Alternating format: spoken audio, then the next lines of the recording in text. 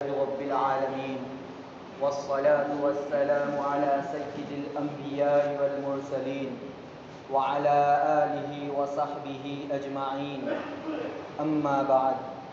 فقال الله تبارك وتعالى في كلامه المجيد والفرقان الحميد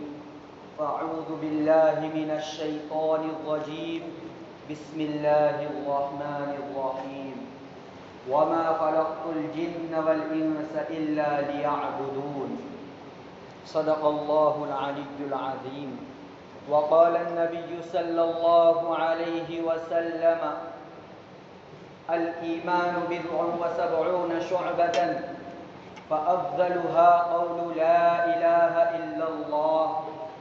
وأدناها إماتة العداء عن الطريق والحياء شعبة من الإيمان أو كما قال عليه الصلاة والسلام۔ عزیزان گرامی، تمام تعریفیں اس خدائے بزرگ و برتر کے لیے ہے جو وحدہ لا شریک لہ ہے، جو تنہا سارے عالم کے نظام کو چلانے والی ذات ہے، جس نے سب کچھ کے بغیر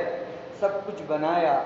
بدیع السماوات والارض، بغیر کسی نمونے کے، بغیر کسی نقشے کے تمام چیزوں کو بلکہ ساری کائنات کو وجود بخشا۔ انسان اگر چھوٹا سا ایک تو گھر بناتا ہے،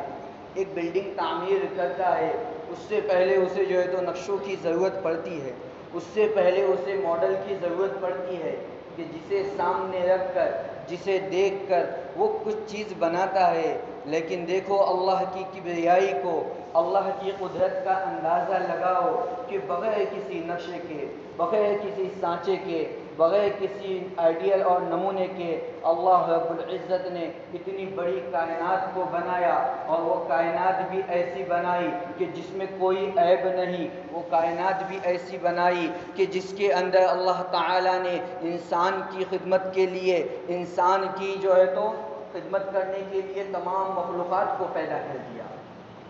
کہ اللہ تعالیٰ نے سارے عالم کے اندر جتنی بھی مخلوقات بنائی ہے، اگر ہم غور کرتے ہیں، اگر ہم تحقیق کرتے ہیں، اگر ہم ریسرچ کرتے ہیں، تو پتہ چلتا ہے کہ ما سوائے انسان سارے عالم میں جتنی مخلوقات ہے وہ کسی نہ کسی اعتبار سے انسان کی خدمت پر معمور ہے، کسی نہ کسی اعتبار سے وہ انسان کی خدمت کو انجام دے رہے ہیں۔ اور اگر ہم اللہ تعالیٰ کی نشانیوں پر مزید غور کرتے ہیں تو پتہ چلتا ہے کہ اگر ان نعمتوں میں سے ایک بھی نعمت اگر اللہ رب العزت ہم سے چھین لے تو ہماری زندگی دوبر ہو جائے، ہمارا جینا مشکل ہو جائے۔ اللہ تعالیٰ نے اسی کی طرف اشارہ کرتے ہوئے ارشاد فرمایا قُلْ أَرَأَيْتُمْ إِنْ جَعَلَ اللَّهُ عَلَيْكُمُ اللَّيْلَ سَرْمَدًا إِلَى يَوْمِ الْقِيَامَةِ، ارے بتاؤ تو صحیح، اس بات کا جواب تو دو۔ قُلْ أَرَأَيْتُمْ إِنْ جَعَلَ اللَّهُ عَلَيْكُمُ اللَّيْلَ، کہ یہ جو رات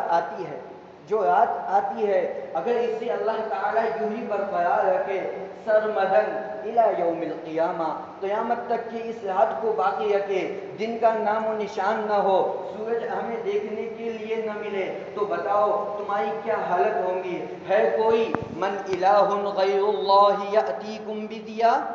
کہ ہے کوئی خالق کائنات کے علاوہ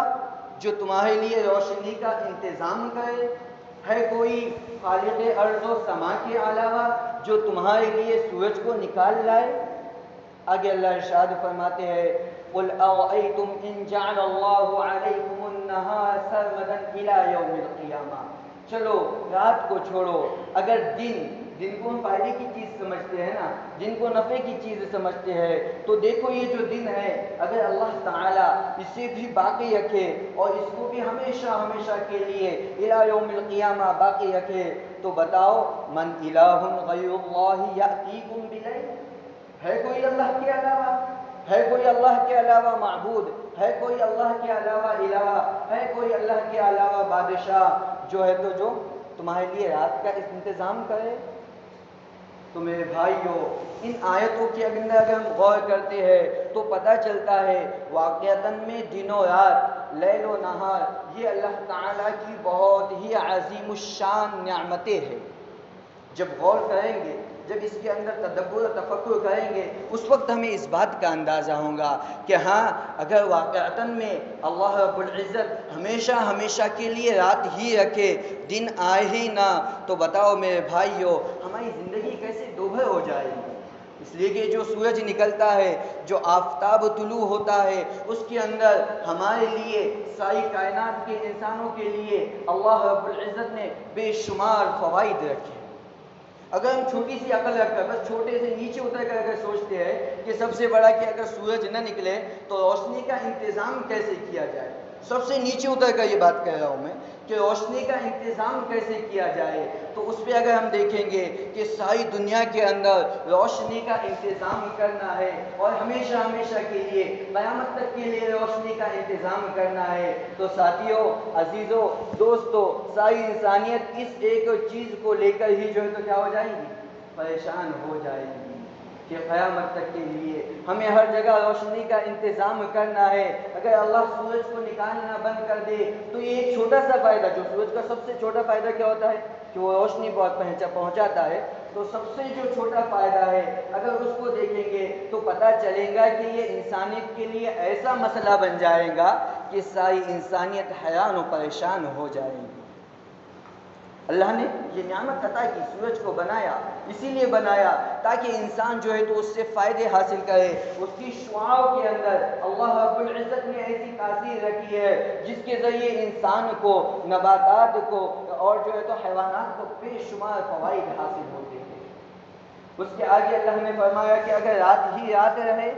یعنی قیامت تک کے دن ہی نہ آئے، ہمیشہ جو ہے تو رات ہی رات ہے، اس وقت تو یہ مسئلہ ہے۔ لیکن اگر ہم سمجھیں گے، ہمارے ذہن میں یہ خیال آئے گا کہ بھائی اگر رات رکھنے کی صورت میں تو اجالا نصیب نہیں ہوگا، ساری انسانیت پریشان حال ہو جائے گی، سورج کے نہ نکلنے کی وجہ سے سورج سے جو چیزیں حاصل ہونے والی ہے، اس کی شعاعوں سے جو فائدے حاصل ہونے والے ہیں وہ نصیب نہیں ہوں گے۔ تو اللہ نے بتا دیا کہ اگر ہم دن بھی باقی رکھیں، یعنی کہ قیامت تک کے لیے دن ہی باقی رکھے، رات کا کوئی سوال ہی پیدا نہ ہو، تو اس وقت بھی انسانیت پریشان ہو جائے گی، اور کوئی نہیں ہے، کوئی طاقت نہیں، کوئی ٹیکنالوجی نہیں، کوئی سائنس کی طاقت نہیں جو ہے تو اللہ کے حکم کے بغیر ان چیزوں کو تبدیل کر سکے۔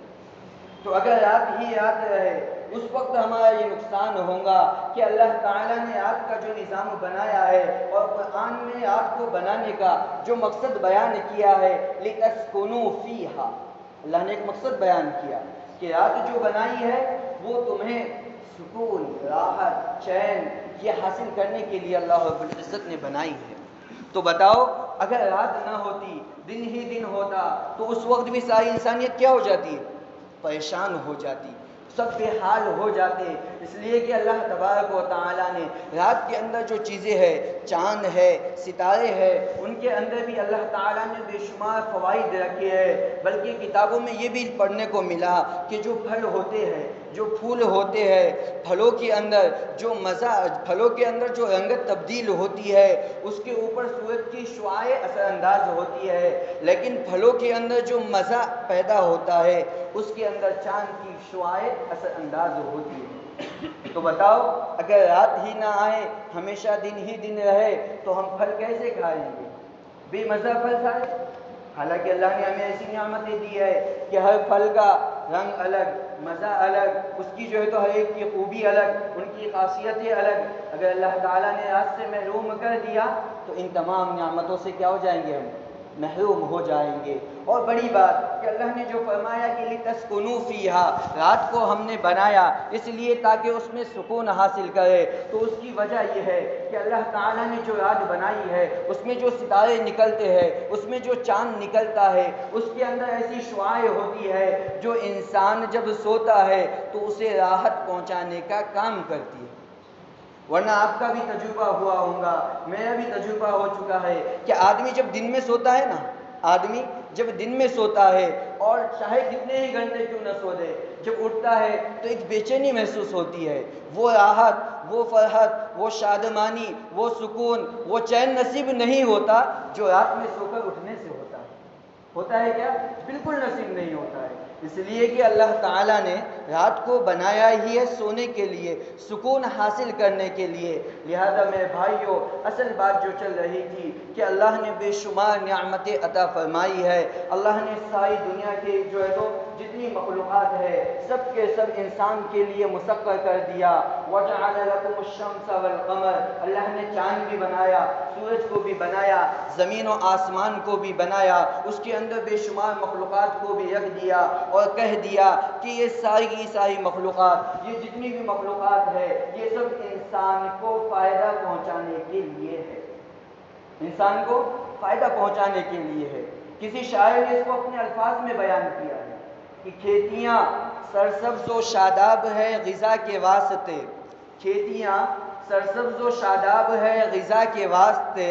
چاند ستارے بنائے ضیاء کے واسطے، بحر و بر شجر و حجر ہمہ شمع کے واسطے، سارا جہاں انسان تمہارے لیے ہے اور تم خدا کے واسطے، تم خدا کے واسطے۔ اور اسی چیز کو اللہ رب العزت نے اپنے ابدی کلام میں وَمَا خَلَقْتُ الْجِنَّ وَالْإِنسَ إِلَّا لِيَعْبُدُونَ کے ذریعے اس مقصد کو بیان کیا کہ دیکھو میرے بندو، میں نے تمہارے لیے ساری کائنات بنا دی، ساری مخلوقات کو تمہاری خدمت پر لگا دیا، لیکن تمہیں بنانے کا مقصد یہ ہے کہ تم میری عبادت کرو، تم میری اطاعت کرو، تم میرا کہنا مانو، میرے احکامات کو ادا کرو، جن چیزوں سے میں نے منع کیا ہے ان چیزوں سے رک جاؤ۔ اسی مقصد کے لیے تمہیں پیدا کیا گیا ہے۔ تخلیق انسان کا مقصد اصلی یہی ہے کہ وہ اللہ کی عبادت کرنے والا بن جائے، اور عبادت کہتے ہیں احکامات خداوندی کو ادا کرنا۔ عبادت کسے کہتے ہیں؟ کہ اللہ تعالیٰ کے احکامات کو ادا کرنا، اس کا نام ہے عبادت۔ اور آدمی عبادت اس وقت کرے گا، احکامات کو اس وقت ادا کرے گا جب وہ حکم دینے والے کو مانتا ہو۔ آدمی عبادت اس وقت کرے گا جب وہ عبادت دینے والے کی ذات کو مانتا ہو، اس کی شخصیت، اس کی جو ہے تو ہستی کو تسلیم کرتا ہو، تب جا کر نہ آدمی احکامات پر عمل کرے گا۔ تو اللہ رب العزت نے اسی مقصد کے پیش نظر اپنی ذات کو منوانے کے لیے، بندوں سے اپنا تعارف کروانے کے لیے انبیاء علیہ السلام کے ایک مقدس سلسلے کا آغاز کیا۔ مقصد یہی تھا کہ انسان کو اللہ رب العزت کی معرفت ہو جائے، اس لیے کہ جو آیت ہے نا وَمَا خَلَقْتُ الْجِنَّ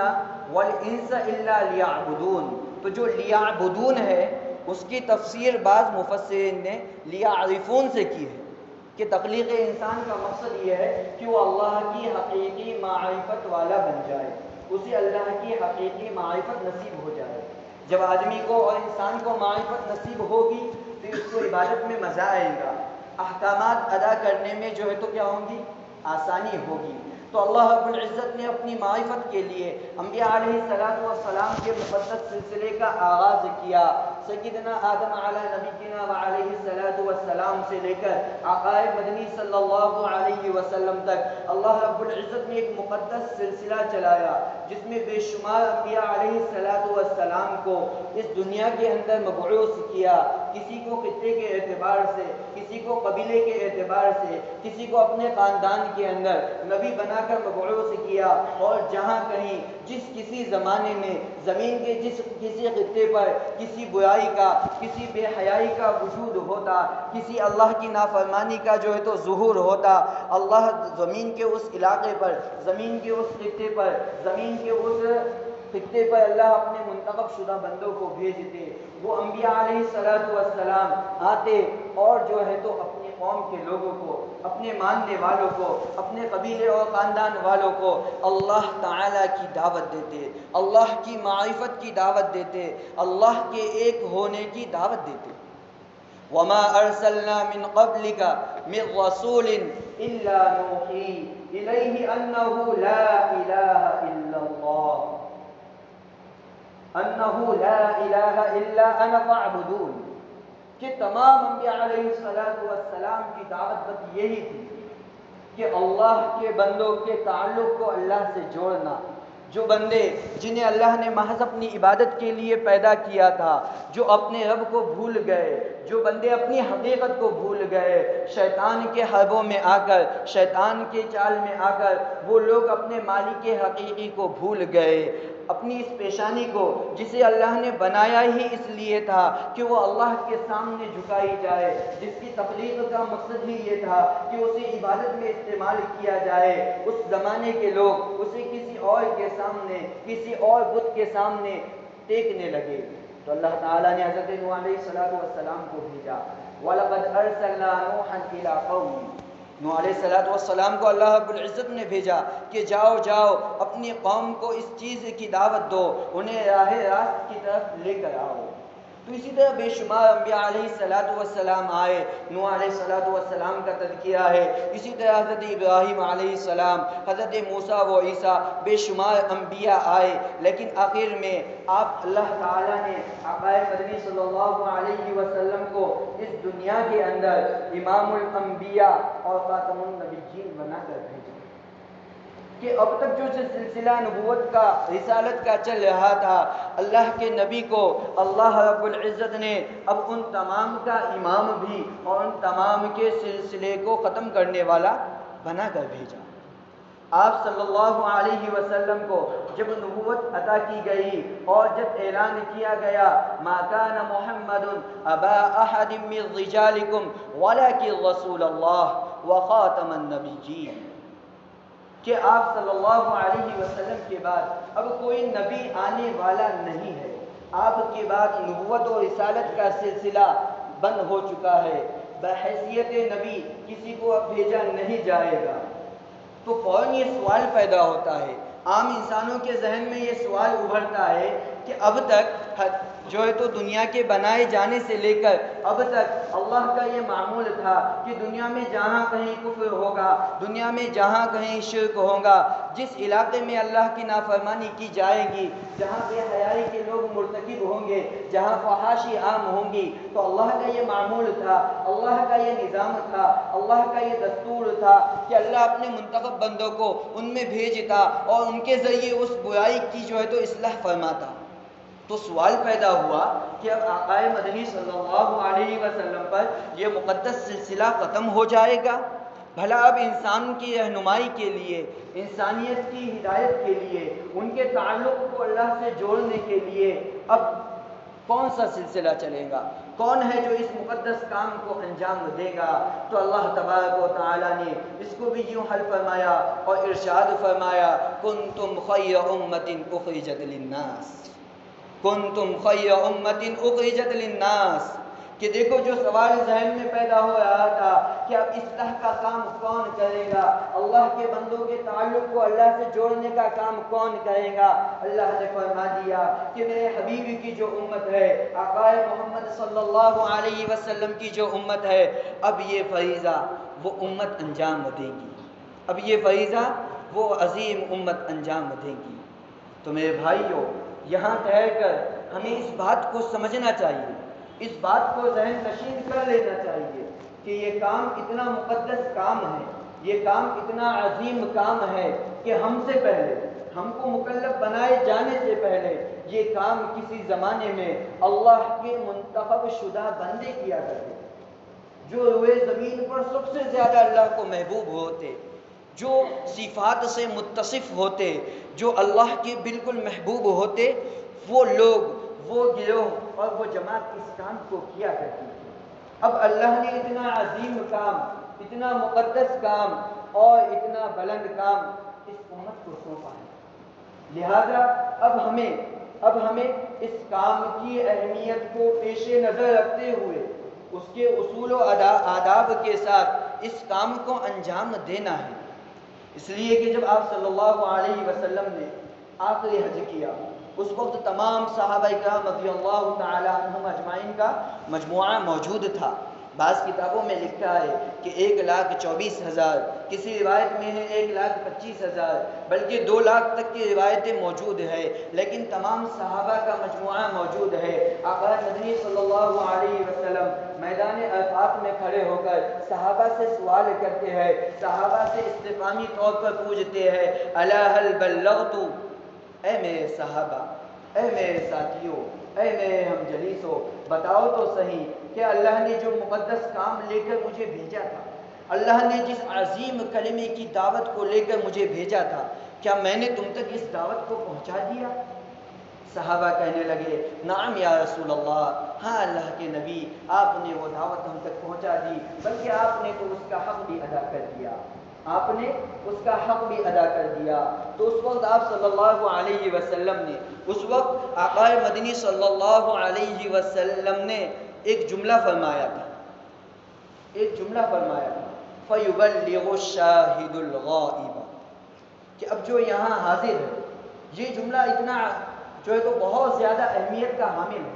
اگر ہم اس کی ڈیپ میں جائے، تحقیق کریں تو پتہ چلتا ہے کہ یہ وہ جملہ تھا، یہ وہ جملہ تھا جس نے نبوت والے کام کو امت کے جو ہے تو امت کے اندر منتقل کر دیا،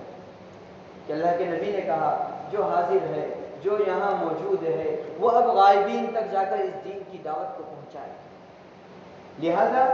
صحابہ کرام رضی اللہ تعالی عنہم اجمعین، جو کہ آپ صلی اللہ علیہ وسلم کے حقیقی جانثار تھے، بلکہ اللہ نے اس جماعت کو منتخب ہی کیا تھا اپنے حبیب صلی اللہ علیہ وسلم کے لیے۔ جب انہوں نے آقا مدنی صلی اللہ علیہ وسلم کے زبان سے اس جملے کو سنا، انہوں نے اس جملے کو جو ہے تو اپنے زندگی کا مقصد اصلی بنا دیا، کہ اب انہوں نے اپنے اوپر لازم کر دیا کہ اب ہمارے اوپر یہ بات لازم ہے کہ ہم ساری دنیا تک، دنیا کے کونے کونے تک، دنیا کے چپے چپے تک نبی کے لائے ہوئے اس دین کو لے کر پہنچیں گے۔ آقا مدنی صلی اللہ علیہ وسلم کے لائے ہوئے کلمے کو لے کر ساری دنیا میں ہم کیا ہوں گے؟ پہنچیں گے۔ امام مالک علیہ الرحمہ نے لکھا ہے، امام مالک اپنی کتاب میں لکھتے ہیں کہ مکہ اور مدینہ کے اندر جو قبرستان ہے، اس میں جب تحقیق کی گئی کہ کتنے صحابہ مدفون ہیں، کتنی صحابہ کی قبریں وہاں موجود ہے، بہت تحقیق کے بعد پتہ چلا 10 سے 12 ہزار کی مقدار میں صحابہ کی قبریں وہاں موجود ہیں۔ اب سوال یہ ہوتا ہے کہ حجۃ الوداع کے موقع پر، آخری حج کے موقع پر صحابہ اتنی کثیر تعداد میں موجود تھے، تو باقی صحابہ کہاں چلے گئے؟ کہاں ان کی قبریں بنی؟ تو تاریخ بتاتی ہے، جب ہم تاریخ کے اوراق کو پڑھتے ہیں، حیات الصحابہ کا مطالعہ کرتے ہیں، تو پتہ چلتا ہے کہ صحابہ نے نبی کے اس جملے کو جو پکڑ لیا تھا، مضبوطی سے تھام لیا تھا، اس کی خاطر ساری دنیا میں صحابہ پھیل گئے، مدینے جیسے مقدس مقام کو چھوڑا۔ آج ہم میں سے ہر ایک ایمان والے کی یہ خواہش ہوتی ہے، ہم میں سے ہر ایک کی یہ دلی تمنا ہوتی ہے کہ ہم جو ہے تو کہاں حاضر ہو؟ اللہ کے گھر میں حاضر ہو۔ ہماری دل کی یہ تمنا ہوتی ہے کہ ہم غائبانہ آقا مدنی صلی اللہ علیہ وسلم پر بے شمار درود پڑھتے ہیں، لیکن ہر ایمان والے کے دل میں یہ جذبہ ہوتا ہے، ہر ایک یہ دعاؤں میں مانگتا ہے کہ یا اللہ کبھی مجھے وہ موقع بھی نصیب فرما کہ آقا مدنی کا روضہ سامنے ہو اور میں ڈائریکٹ ان پر درود پڑھ رہا ہوں، الصلاۃ والسلام علیک یا رسول اللہ۔ ہوتی ہے کہ نہیں تمنا؟ ہر ایک کی تمنا ہوتی ہے، ہر ایک اس کے لیے دعا کرتا ہے۔ لیکن دیکھو صحابہ کو کہ وہ تو اس مقدس جگہ کے مکین تھے، وہ تو وہاں کے باشندے تھے، وہ تو ان کے گھر تھے، وہ ان کی جائے پناہ تھی، وہ ان کی جائے اقامت تھی۔ اگر وہ چاہتے کہ ہمیں نبی کا قرب حاصل ہو، وہ وہیں پر قیام کرتے اور وہیں پر اپنے قبروں کو بناتے، تاکہ جب قیامت کے دن تمام انسانوں کو اٹھایا جائے تو جو لوگ جہاں مدفون ہیں وہاں سے اٹھیں گے۔ آقا مدنی صلی اللہ علیہ وسلم مدینۃ المنورہ سے اٹھیں گے، تو تمام صحابہ یہ چاہتے کہ ہم بھی اپنے قبر مدینے کے اندر بنائیں، تاکہ جب قیامت کے دن اٹھایا جائے تو ہم اپنے نبی کے ساتھ اٹھیں۔ لیکن انہوں نے اس مقصد کو سمجھا تھا، اس کام کی اہمیت کو سمجھا تھا کہ واقعتاً میں یہ کام بہت بڑا ہے، اس کے لیے چاہے ہمیں کتنی ہی قربانی کیوں نہ دینا پڑے، اس کے لیے مدینۃ المنورہ جیسے مقدس مقام کو چھوڑنے کی ضرورت پڑی تو ہم چھوڑیں گے، اس لیے کہ نبی کے لائے ہوئے مشن کو لے کر ساری دنیا میں جانا ہے۔ تو صحابہ نے تمام قربانیاں دی۔ حضرت ابو ایوب انصاری رضی اللہ تعالی عنہ میزبان رسول ہے، مسجد نبوی سے بالکل قریب میں ان کا گھر واقع تھا، لیکن جب جہاد پہ جانے کا موقع آیا، اس کلمے کے لیے جو ہے تو تقاضا رکھا گیا، ندا لگائی گئی، نکلنا ہے، بوڑھے ہو چکے تھے، لیکن پھر بھی اللہ کے راستے میں نکل گئے، جزیرۃ العرب سے نکل کر ملک شام میں پہنچے، یزید ابن معاویہ کی جو ہے تو ماتحتی میں وہاں سے نکل کر قسطنطنیہ تک پہنچے، جو کہ اس زمانے میں عالمی عیسائیت کا مرکز تھا، وہاں تک پہنچے اور وہاں جا کر مدفون ہوئے۔ آج بھی ان کی قبر ترکی کے اندر موجود ہے۔ حضرت ابو ایوب انصاری رضی اللہ تعالیٰ عنہ کی قبر کا ترکی میں ہونا اس بات کی علامت ہے کہ واقعتاً میں صحابہ نے اس کام کے مقصد کو سمجھا تھا، نبی والے درد کو اپنے اندر پیدا کیا تھا۔ ہمارے شیخ صاحب مولانا عاقل صاحب دامت برکاتہم جب وہاں پہنچے، انہوں نے جو ہے تو الدر المنظور کی پہلی جلد کے اندر اس بات کا تذکیہ کیا کہ جب میں وہاں پہنچا، ہم نے سنا تو بہت تھا کہ ابو ایوب انصاری کا گھر جو ہے تو مسجد نبوی سے بالکل متصل تھا، لیکن وہ کہنے لگے جب ہم وہاں پہنچے، مسجد نبوی میں پہلی مرتبہ حاضری ہوئی تو ہمیں یہ دیکھ کر بڑا تعجب ہوا کہ منبر رسول موجود ہے، اس سے کچھ فاصلے پر روضہ رسول موجود ہے، اور جب اس سے تھوڑا ہی آگے بڑھتے ہیں تو وہ حصہ آج مسجد میں داخل ہو چکا ہے، لیکن وہاں پر ایک جو ہے تو لکھ کر نوٹ لگائی گئی ہے کہ بیتو ابی ایوب انصاری۔ وہ شیخ صاحب کہنے لگے، بلکہ انہوں نے لکھا کہ ہمیں تعجب ہوا کہ ان کا گھر، ان کا مقام تو اتنا نزدیک تھا، اگر یہ چاہتے تو ہمیشہ ہمیشہ کے لیے مسجد نبوی کے مکین بن جاتے، لیکن قربانی آتی ہے۔ صحابہ اکرام رضی اللہ تعالی عنہم اجمعین نے تمام چیزوں کو چھوڑ دیا اور سارے عالم میں پھیل گئے۔ مقصد یہ نہیں تھا کہ دنیا کمانا ہے، مقصد یہ نہیں تھا کہ ہمیں بادشاہت حاصل کرنا ہے، مقصد دنیا کا مال و جو ہے تو جواہر نہیں تھے، بلکہ مقصد یہ تھا کہ اللہ کے نبی کے لائے ہوئے دین کو ساری دنیا میں عام کرنا ہے۔ عزیز و دوستو، یہاں رک کر ایک بات سمجھتے چلو، ایک بات ذہن نشین کرتے چلو کہ جب آدمی اپنے مقصد کے اندر، اپنے مشن کے اندر مخلص ہوتا ہے، اللہ تعالیٰ اسے کامیاب کرتے ہیں۔ اللہ تعالیٰ اسے کیا کرتے ہیں؟ کامیاب کرتے ہیں۔ لیکن آدمی نے بہت بڑا مقصد اور مشن تو متعین کر لیا، لیکن اس میں وہ مخلص نہیں ہے، اس کے اندر اس کی اپنی اغراض موجود ہے، اس کے ذریعے سے وہ عہدے کا طلبگار ہے، اس کے ذریعے سے وہ دنیا کا طلبگار ہے، اس کے ذریعے سے وہ بادشاہت کا طلبگار ہے، تو چاہے اس کا مقصد کتنا ہی عظیم کیوں نہ ہو، اللہ اسے اس میں کامیاب نہیں کرتے، اللہ بالکل کامیاب نہیں کرتے۔ اس لیے کہ اللہ کا اصول ہے، اللہ آدمی کے اعمال کو نہیں دیکھتے، اللہ دلوں کو دیکھتے ہیں، اللہ قلوب کو دیکھتے ہیں کہ قلوب کے اندر کیا ہے، کس چیز کی نیتیں ہیں۔ تو صحابہ اپنے اس کام میں بالکل مخلص تھے، بالکل مخلص تھے، بس مقصد یہ تھا کہ سارے عالم میں نبی کا لایا ہوا دین عام ہو جائے، نہ دنیا کی طلب تھی، نہ بادشاہت کی طلب تھی، تو اللہ تعالیٰ نے ان تمام چیزوں کو بھی ان کے قدموں میں ڈال دی، ساری چیزیں صحابہ کے قدموں میں ڈال دی۔ حضرت عمر رضی اللہ تعالی عنہ کا دور خلافت ہے، دنیا کی سپر پاور حکومتیں جو ہے تو اس وقت کیا ہو رہی ہے؟ شکست سے دوچار ہو رہی ہے۔ سپر پاور حکومتوں کے خزانے امیر المومنین کے قدموں میں لا کر ڈالے جا رہے ہیں۔ کیوں؟ اس لیے کہ وہ اپنے مقصد کے اندر مخلص تھے، تب جا کر اللہ تعالیٰ نے انہیں کیا کیا؟ کامیاب کیا اور ان سے کام بھی لیا۔ طارق ابن زیاد بڑے مشہور تابعی ہے، اندلس کے اندر، جس نے جو ہے تو اسپین کے اندر دین کو عام کیا، نبی کے لائے ہوئے دین کی دعوت کو وہاں پہنچایا۔ تو کسی کتابوں میں پڑھنے کو ملا، بلکہ کسی سے واقعہ سننے کو بھی ملا کہ جب وہ اسپین کے اندر جا رہے تھے، ابن کثیر نے لکھا ہے کہ ان کے ساتھ جو لشکر تھا، اس لشکر کی تعداد بہت الگ الگ روایتیں ہیں، لیکن 8، 10 اور 12 یہ 3 روایتیں مشہور ہیں، اس سے زیادہ ان کا لشکر نہیں تھا۔ اور جا کہاں ہے؟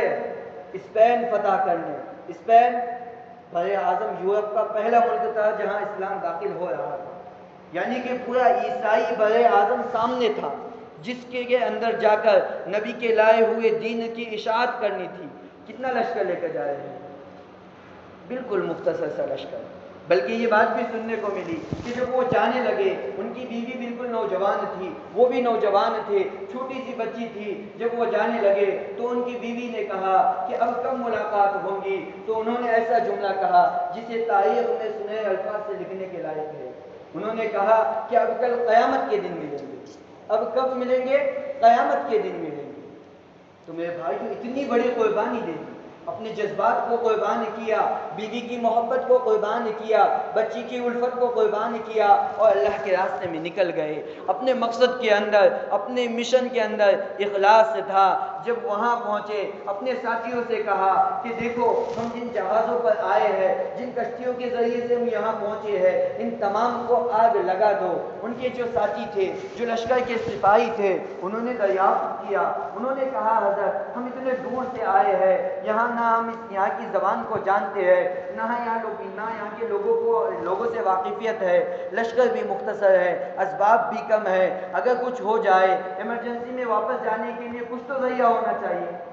تو اس وقت طاہر بن زیاد نے کہا تھا کہ ہمارا مقصد یہ ہے، ہم اس مقصد کے تحت یہاں آئے ہیں کہ ہمیں اس جزیرے پر بلکہ اس ملک کے اندر نبی کے لائے ہوئے دین کو عام کرنا ہے، اس سرزمین پر اللہ کی کبریائی کی تکبیروں کو گونجنا ہے، اس لیے مقصد کے لیے ہم آئے ہیں۔ اب یا تو یہ مقصد حاصل ہوگا یا ہماری قبریں یہیں بنیں گی، اب یا تو یہ مقصد حاصل ہوگا یا ہماری قبریں یہیں بنیں گی۔ تو دیکھو میرے بھائیوں، وہ اپنے اس مقصد کے اندر مخلص تھے، اور تو اللہ تعالیٰ نے انہیں ایسی کامیابی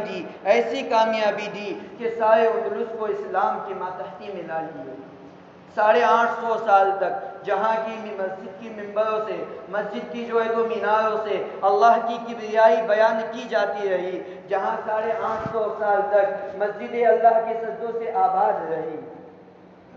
انہوں نے قربانی یہ دی تھی، اپنے جذبات کو قربان کیا تھا، بیوی بچی کی محبت کو قربان کیا تھا۔ اگر ہم ظاہر کی آنکھ سے دیکھتے ہیں تو پتہ چلتا ہے کہ انہوں نے تو بڑے خسارے کا جو ہے تو سودا کیا کہ بیوی بچوں کو جو ہے تو چھوڑ کر چلے گئے، گویا کہ ان کا خاندان ہی تباہ و برباد ہو گیا۔ ظاہر کی نگاہ یہ کہتی ہے، لیکن جب ہم اپنی ایمان کی بصیرت والی نگاہ سے دیکھتے ہیں تو پتہ چلتا ہے کہ ان کا گھر برباد نہیں ہوا، بلکہ اندلس کے اندر 850 سال تک جتنی اللہ کی عبادت کی گئی سارا ثواب انہی کو ملے۔ تو میرے بھائیوں، یہ بات بتانے کا مقصد یہی ہے کہ صحابہ نے اس کام کی حقیقت کو سمجھا تھا نا، تو نہ ان کے لیے اسباب، وسائل، قلت اور نہ ہی ہتھیار کی ضرورت اور نہ ہی کسی چیز کی جو ہے تو کوئی چیز ان کے لیے عذر بن سکا، بلکہ کوئی چیز عذر نہیں۔ جو ان کے سامنے آتا وہ اسے جو ہے تو کیا کرتے، اس تقاضے کو دبا دیتے، نہیں پہلے یہ تقاضا ہے۔ بلکہ ہندوستان کے اندر بھی ربیع ابن صبی ایک تابعی ہے، موطا ابن محمد کے اندر اکثر ان کا تذکیہ آتا ہے۔ تو جب ہم وہ کتاب پڑھ رہے تھے، گجرات کے مدرسے میں پڑھا کرتا تھا، وہ کتاب جب چل رہی تھی، ہم گجرات میں تھے، تو جب ربیع ابن صبی کا تذکیہ آیا تو راوی کے اوپر کلام کیا گیا، یعنی کہ ان کے حالات کو بیان کیا جاتا ہے۔ تو وہاں پر ہمارے استاد نے یہ بتایا کہ ربیع ابن صبی یہ ایسے تابعی ہے جو گجرات کے اندر بھروچ کے پاس ایک نربدا کے مقام پر چھوٹا سا گاؤں واقع ہے، وہاں پر ان کی جو ہے تو مزار ہے۔ تو انہوں نے بیان کیا تو ہمارے دل کے اندر یہ جذبہ پیدا ہوا کہ اتنا بڑا تابعی جو کہ حدیث کی دنیا کا بھی ایک بے مثال شہسوار تھا، وہ قریب میں مدفون ہے، لہذا وہاں جا کر ان کے مزار کی زیارت کرنی چاہیے۔ اسی لیے جو ہے تو ہم وہاں پر اس علاقے میں پہنچے۔ بھروچ جو ضلع ہے نا، وہاں سے تقریباً 20 یا 25 کلومیٹر کے فاصلے پر ایک گاؤں واقع ہے، چھوٹا سا قصبہ ہے، دریائے نرمدا کے بالکل کنارے پر واقع ہے۔ تو اس گاؤں کا نام اصل تو مصطفیٰ ربیع ابن صبی ہے، لیکن اب کچھ تبدیل کر دیا گیا۔ جب ہم وہاں پہنچے اور وہاں کے بزرگوں سے ملاقات کی اور ان سے دریافت کیا تو وہ کہنے لگے کہ پہلے زمانے میں ہوا ایسا کرتا تھا کہ لوگ سمندر کا سفر کیا کرتے تھے، لہذا جو بحر عرب ہے وہ جو ہے تو جو جزیرۃ العرب سے نکل کر ہندوستان سے ٹچ ہوتا ہے، اور اس بحر عرب سے دریائے نرمدا نکل کر ہندوستان کے اندر داخل ہوتی ہے۔ تو اس زمانے میں جو عرب سے قافلے آیا کرتے وہ بحر عرب کے واسطے دریائے نرمدا سے ہوتے ہوئے ہندوستان میں داخل ہوتے۔ وہ لوگ کہنے لگے کہ مصطفیٰ ابن ربیع ابن صبی یہ تو بعد میں آئے، بلکہ ان سے پہلے حضرت عمر رضی اللہ تعالی عنہ کی دور خلافت میں سن 15 ہجری کے اندر صحابہ کا ایک قافلہ اس سرزمین پر آ چکا تھا۔ ہم نے اس وقت سن تو لیا کیونکہ نظر سے کبھی گزرا نہیں تھا، لیکن جب واپس آئے تاریخ کا مطالعہ کرنے کا موقع ملا تو ایک جگہ یہ بات ملی کہ 15 ہجری کے اندر حضرت عمر رضی اللہ تعالی عنہ کے دور خلافت میں صحابہ کرام رضی اللہ تعالی عنہم اجمعین کے 2 یا 3 قافلوں کا تذکیہ کیا گیا ہے جو ہندوستان میں اس زمانے میں دین کی دعوت دینے کے لیے آئے تھے، اس میں وہ بھی ایک قافلہ۔ بتانے کا مقصد یہی ہے، خلاصہ کلام یہی ہے کہ صحابہ نے اس مقصد کو سامنے رکھ کر زندگی گزاری تھی۔ آدمی جب مقصد سامنے رکھتا ہے نا تو اس کے لیے تمام قربانیاں دینا آسان ہوتا ہے۔ وقت مختصر ہے، اس لیے مختصر سے میں اپنی بات کو سمجھنا چاہتا ہوں کہ جب آدمی مقصد کو سامنے رکھتا ہے، ایک مقصد متعین کرتا ہے، تو اس کے خاطر اسے قربانیاں دینے میں آسانی ہوتی ہے۔ مثال کے طور پر ایک آدمی ہے، اس نے اپنی زندگی کا مقصد بنا دیا کہ مجھے ایک عالی شان گھر تعمیر کرنا ہے۔ جب اس نے مقصد متعین کر دیا، لہذا وہ اس کے لیے اسباب اختیار کرنے لگتا ہے، اس کے لیے کمانے کے لیے نکلتا ہے۔ اب اس پر مصیبتیں آتی ہے، سردی کا موسم ہے، لیکن وہ برداشت کرتا ہے کہ نہیں، مجھے اپنا عالی شان گھر بنانا ہے۔ کبھی گرمی کا موسم ہوتا ہے، دھوپ اپنی شدت کی ہوتی ہے، لیکن پھر بھی مقصد کے سامنے ہونے کی وجہ سے وہ اس دھوپ کو بھی برداشت کرتا ہے، ان تمام تکلیفوں کو برداشت کرتا ہے۔ کبھی اسے اپنے گاؤں کو چھوڑ کر کسی اور علاقے میں جانا پڑتا ہے، کبھی ملک کو چھوڑ کر کسی اور ملک میں جانا پڑتا ہے، وہاں اسے بھی تقاضے ہوتے ہیں، بیوی کی محبت ہے، بچوں کی محبت ہے، لیکن چونکہ اس نے مقصد متعین کر کے رکھا ہے کہ مجھے عالی شان گھر تعمیر کرنا ہے، تو یہ تمام قربانیاں دینا اس کے لیے کیا ہوتا ہے؟ آسان ہوتا ہے۔ تو بتانے کا خلاصہ کلام یہی ہے، تمام باتوں